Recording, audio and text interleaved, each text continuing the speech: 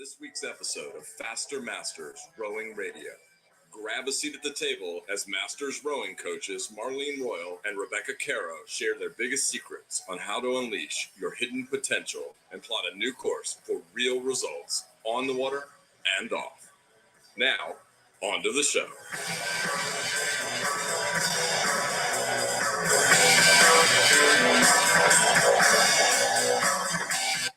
Hello, everybody, and welcome to another edition of Faster Masters Rowing Radio, where today we're going to be talking about coaching Learn to Row courses and tips you wish you'd known before you teach your first course.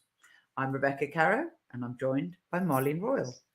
Hello, Rebecca, and hello to Faster Masters. It's been a great week for us. So much going on at the moment. If you haven't signed up for our Sculling Intensive course, it starts tomorrow. There's still time to sign up. Don't worry if you can't make every session. It's all recorded. Really looking forward to seeing our class for the kickoff session. Now today, learning to row. I want to start by reading an extract from a novel called Lessons in Chemistry by Bonnie Garmus, in which the female heroine learns to row with her boyfriend. Here's what she says.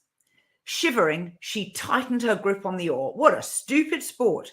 For the next 30 minutes, she tried to heed his contradictory commands. Raise your hands. No, lower them. Lean out. God, not that far. Jesus, you're slouching. You're skying. You're rushing. You're late. You're early. What's my main issue, she said, bracing herself for the worst as they lowered the boat onto the rack. Physics, Calvin said. Physics, she said, relieved. Thank God. I get it, she said, skimming a physics textbook later that day at work. Rowing's a simple matter of kinetic energy versus boat drag and center of mass. She jotted down a few formulas. And gravity, she added, and a buoyancy, a ratio, speed, balance, gearing, oar length, blade type. The more she read, the more she wrote. The nuances of rowing slowly revealing themselves in complicated algorithms. Oh, for heaven's sake, she said, sitting back. Rowing isn't that hard. And yet, I think we all know it is. Now, Marlene, you started coaching Learn to Row quite early on in your coaching career. Day one. that was the beginning of my coaching career. Oh my God. So what a day it was. And I had just finished my first year of university, so I was younger than I am now. And my good late friend, Oki O'Connor, was the coach at the Boston University Boathouse, who was in charge of the Boston University summer rowing program. And at that time, I'm going back to 1982. This was the first Learn to Row program for adults in the Boston area, or perhaps even in New England or Eastern United States. There basically were none at that point. And since I was the work study student at Boston University and interested in coaching, I was hired as one of the coaches for this summer rowing program. Well, the phone rings early in the morning on this Monday, and I hear this voice saying, "Where are you?" And I said, "Well, I'm at my apartment. What about it?" "Well, you're supposed to be here." I said, "Where?" "At the boathouse." "Why?" "Because class is starting today, not next week." So I rushed. Fortunately, I was only like 5 minutes by bike. So I rushed to the boathouse, got to the boathouse, and there's 32 people standing there. And this is the first day of Learn to Row. And we had the task of putting two groups of 16 each into a barge. So we had a barge that we would row around the Boston Basin that had 16 seats, 8 people on port and 8 people on starboard. So lo and behold, I had no time to think about this whatsoever, but let's put 8 people on this side, 8 people on that side, and off we go in the barge. And in the barge, I could walk up and down the middle.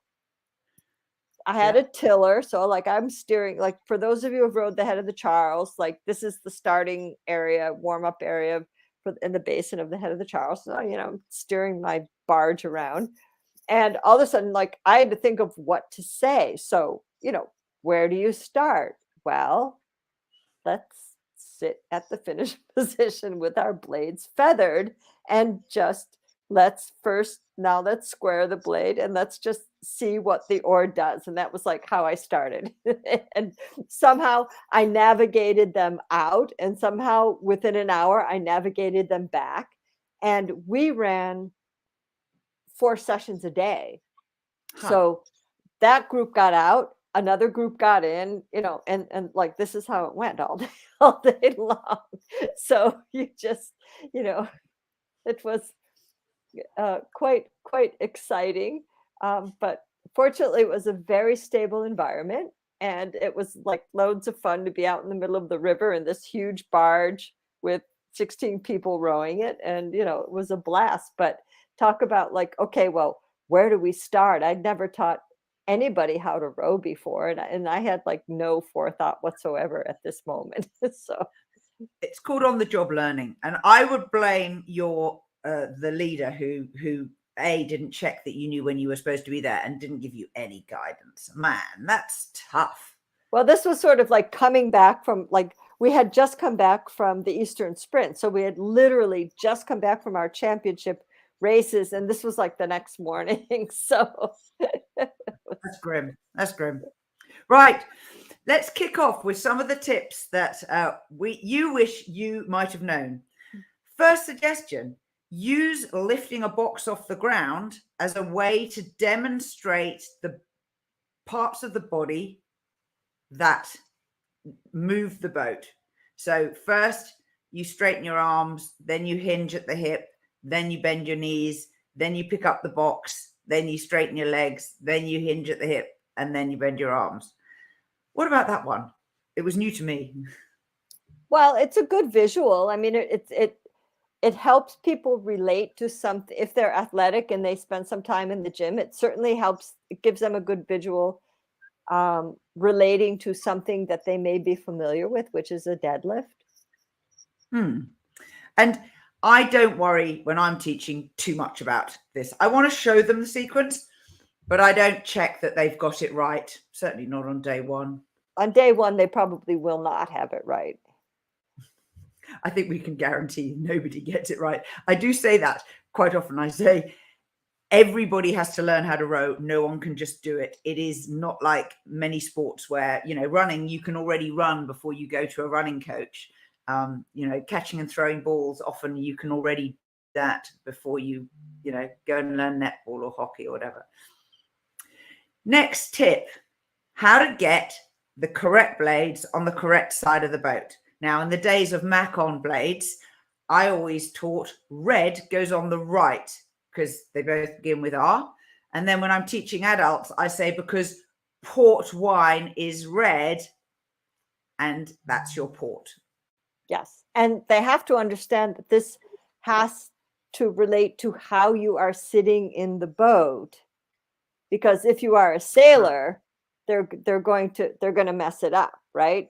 So you have to instruct them that as you're sitting, this is your right is red wine is port as you sit in the boat, because you are not looking at the bow, you're looking at the stern. So a sailor gets confused by this. But for the average person, I also say a lot of people find it very hard to visualize things. And so I'll often say to them, go and stand next to the boat, turn around so you're facing in the direction where your feet would be in the shoes, you would be sitting on the seat. And that helps people work out, because you'd be astonished the number of people who don't know their right from their left and don't have the kind of 3D spatial awareness to know which is what in hypothetically. I know it sounds a bit strange, but that's what I found. Next one, tension. How tense are adults learn to row? Well, It just depends. It just depends, like how athletic the person is, how comfortable they are with the water. If they have a lot of experience on the water, they're going to have a lot less tension because they don't care if they fall in the water. Whereas someone else who doesn't have experience with the water might think, "Oh my gosh, what if I fall in?" But then we're like, everybody falls in. It's not a problem.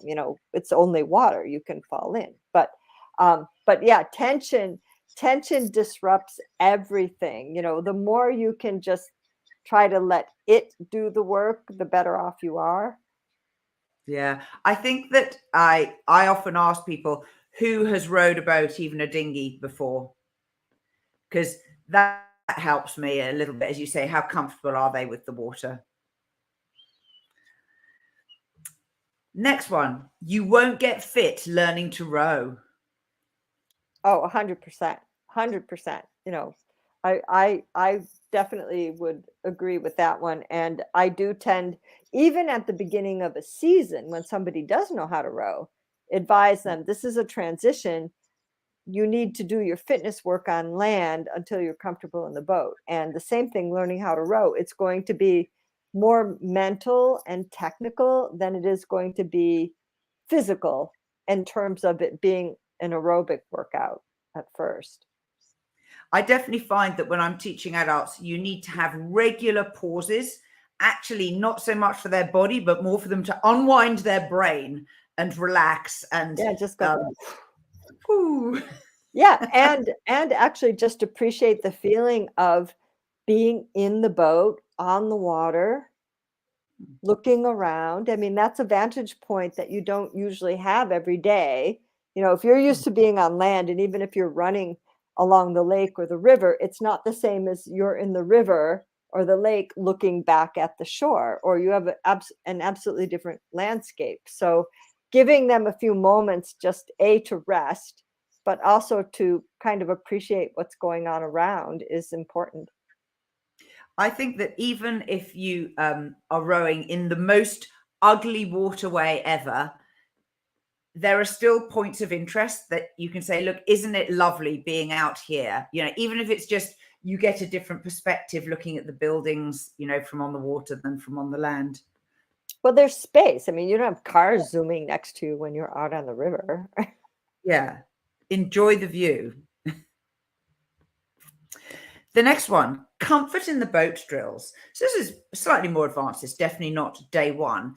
But one of the things that was suggested this was a discussion that we had in the Facebook group, was that get people used to sitting stationary at the catch with their blades flat on the water in the correct position, so that they know how far they're reaching. They know what full compression feels like. They may not, row to that point, but they actually know what it feels like, how, where your arms go relative to your body, the rotation, if you're doing sweep, how wide your arms are if you're doing sculling. Because I think that's a position that, you're only ever in it fleetingly when you're actually rowing. And it helps them feel the difference between sitting there and then sitting at backstops or in their safe position. What do you teach for comfort in the boat drills? I think I like bringing people to these different positions and making them aware of where their body weight is, because that also has a lot to do with how stable they feel. So if they're at their finished position, you want to make them aware of, like, how do you feel on the seat? How do you feel your feet are connected? Do you feel the soles of your feet touching the foot stretchers? Do you feel the oars are against the oar locks? Because with newbie rowers, they're always trying to pull the oars out of the oar locks because they haven't connected yet to the fact that the oar is moving around that focal point. So teaching them, like, okay, how do you know that you have your weight against the oar lock? And then you move them part way up the recovery. Can you feel your feet? Can you feel the oar locks? You move them a little farther into compression, a little bit. By the time you if you can comfortably move them to a full reach position, you still want them to have the same awareness. Can you feel where your oarlocks are? Now your oarlocks are behind you. Before they were in front of you. Now they're behind you, but that's a source of support. And if they connect that source of support, they're not going to feel like they're falling too far forward out of the boat. And I think it's important to give them a reference point so that they feel secure and they know that, you know, if I maintain this reference point, I'm okay. That's nice. I have another one, which is don't tell them too much on day one. Let day one be about experiencing being out on the water. Yeah, very important to give an overview, kind of a big picture, not too detailed, but a big picture, like a little bit of demonstration. I think it's very important that the new rowers see what stroke rhythm actually looks like, that they see what full strokes look like. And then you put them in the boat, and it's really important that they get some strokes in, you know, that they see, hey, what does this boat do? And, you know, they're probably going to be in a relatively stable boat because they're new. We don't, you know, we want to grade the situation so that they are in a stable situation. We don't want them to be afraid or so concerned about balance that they can't get a little bit of a sense of what the stroke is and what the boat feels like. That's the key to day one is, you know, feel what it takes to get a few strokes in. Totally. And people often ask me on day one, will we be rowing today? And I always try and say yes. I mean, unless the weather's shit. Yeah. And I think people who start people rowing on a rowing machine really fail their students in that manner, because actually it's not what they came to learn, even though you might feel it's a really useful learning teaching tool. Yeah, I agree. In the boat. And actually there is a fair bit, you know, Volker Nolte talks about this. There is a fair bit of research to substantiate that if you learn to row on an indoor rower, like I'm going to preface and say a static indoor rower, because before we were primarily talking about static indoor rowers, your brain does not translate that to the dynamic situation of a boat. So it's really important to get them in the boat. You may go to an indoor rower or a dynamic indoor rower afterwards for particular technique work that you can do. But I think when we're doing learn to row, get it in the boat. They've come to get in the boat. They're interested in the boat. The boat is what excites them. So, you know, you can afterwards, once they're hooked and they want to learn more, you know, if there are things that you need to isolate on land, you can do that. But have helpers. This is so important. You cannot do this unless it's just you and maybe one or two others. I mean, I always go back to this point that when we look at a day one, this is their first impression. Okay, whether you're running a camp with a variety of experience, whether you're running a pure learn to row program, it doesn't matter.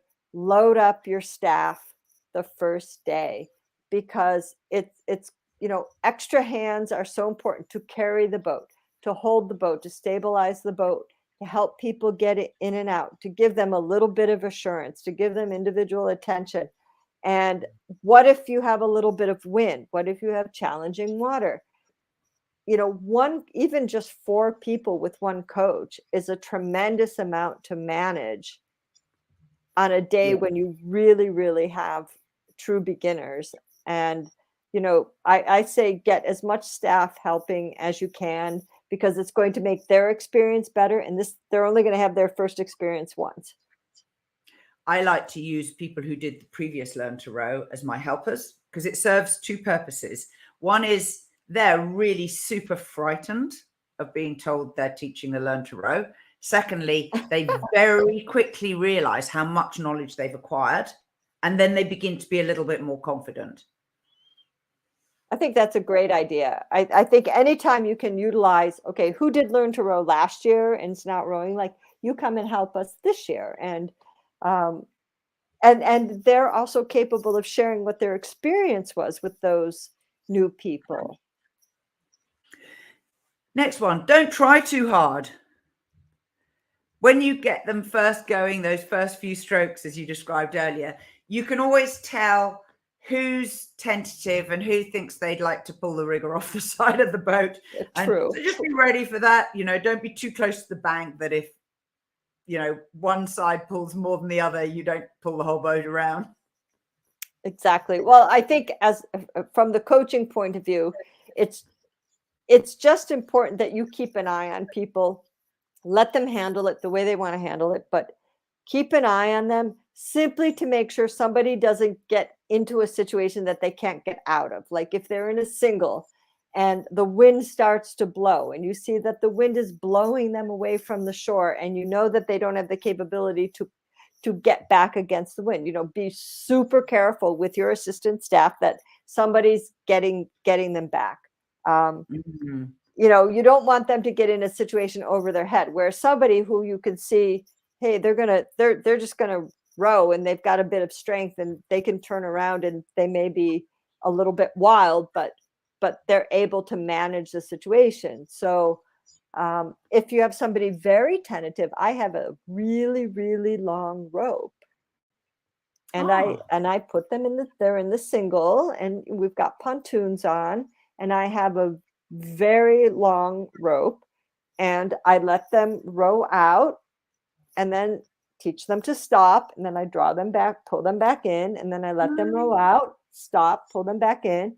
Maybe we start doing circles. But if you have someone who is very tentative and perhaps not very strong, you know, this is a much safer option until they learn how to manipulate the oars in the boat and stop and turn. And, you know, they can still go my rope is very long, so they can still go quite far. But, you know, this way they're not going to totally get away from you. And you can bring them back in, give them a little bit more instruction, and then they can take some, you know, 10 or 15 strokes, come back in. I like the don't let them get in a situation they can't get out of, because I have, as a coach, often deliberately left someone in a situation in order that they work out how to get out of it. You're right, safety first. But there was a lovely lady who did exactly what you described.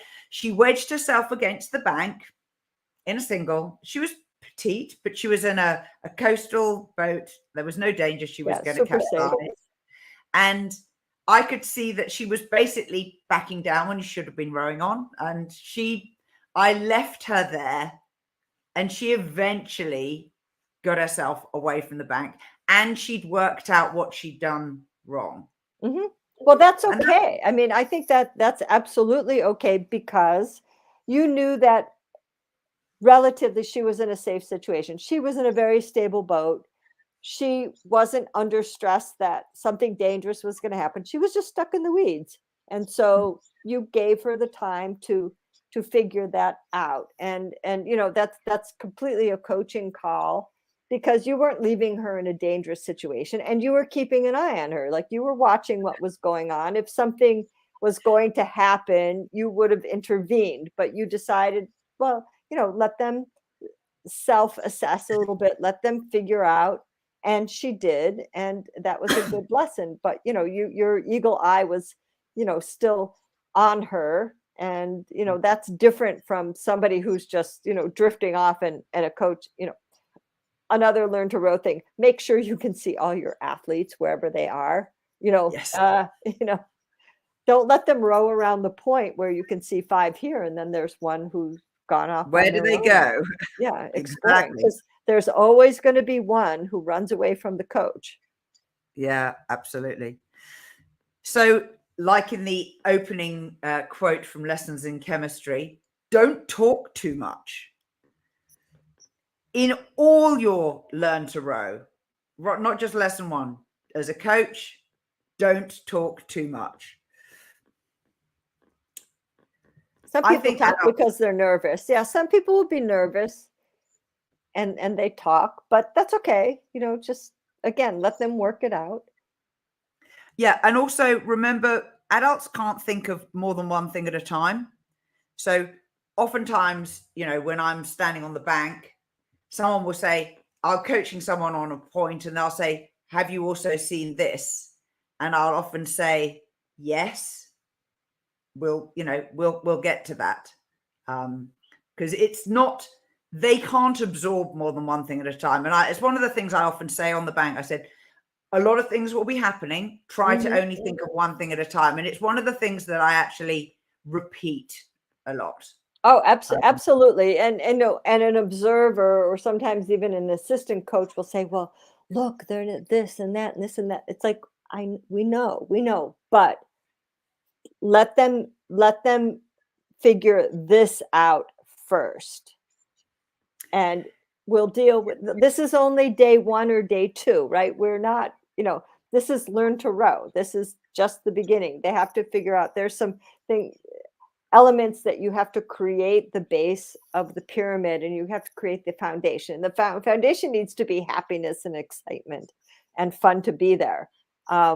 Then we start, building skills, and they're going to ask themselves what they want to learn. But yeah, absolutely. Like, we're not training for racing on day 1 of a learn to 2. It's just experiential. Keep it experience.